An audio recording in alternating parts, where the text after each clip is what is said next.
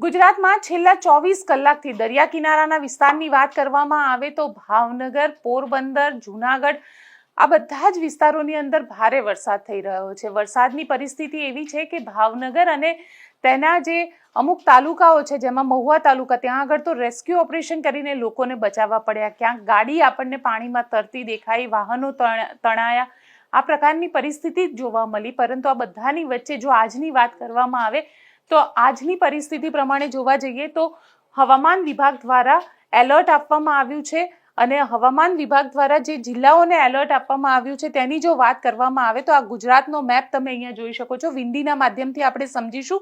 આ ગુજરાતનો મેપ છે અને જે અપર સાયક્લોનિક સર્ક્યુલેશન બનેલું છે, એ અપર સાયક્લોનિક સર્ક્યુલેશન અહીંયા તમને આજે હવાના વમળો દેખાઈ રહ્યા છે। આ હવા જે અહીંયા આગળ રોટેટ થઈ રહી છે એ સાયક્લોનિક સર્ક્યુલેશન જે બનેલું છે તેના કારણે આપણને જોવા મળી છે। અને સાથે સાથે આપને જણાવી દઉં કે આ જે સિસ્ટમ હતી એ સિસ્ટમ મુંબઈથી આવી અને મુંબઈથી દરિયાના માર્ગે આગળ વધી। જ્યારે કોઈ પણ સિસ્ટમ સાયક્લોનિક સિસ્ટમ દરિયાના રસ્તે જ્યારે જમીન ઉપર આવે છે ત્યારે તેમાં થોડી વધારે તાકાત હોય છે અને તેના જ કારણે ભાવનગરનો જે વિસ્તાર છે ત્યાં આગળ ગઈકાલે ગજબ વરસાદ આપણને જોવા મળ્યો છે। ખૂબ ભારે વરસાદ જોવા મળ્યો અને સાથે સાથે જો અહીંયા આગળ વાત કરવામાં આવે તો આજે મધ્ય ગુજરાત માટે પણ એલર્ટ આપવામાં આવ્યું છે। એટલે મધ્ય ગુજરાતનો જે વિસ્તાર છે અને ખાસ કરીને એમાં પણ ભરૂચનો જે વિસ્તાર છે, ભરૂચથી લઈને નર્મદા, વડોદરા, ખંભાત, ખેડા, આણંદ, નડિયાદ, ભાવનગર, મહુવા, અમરેલી,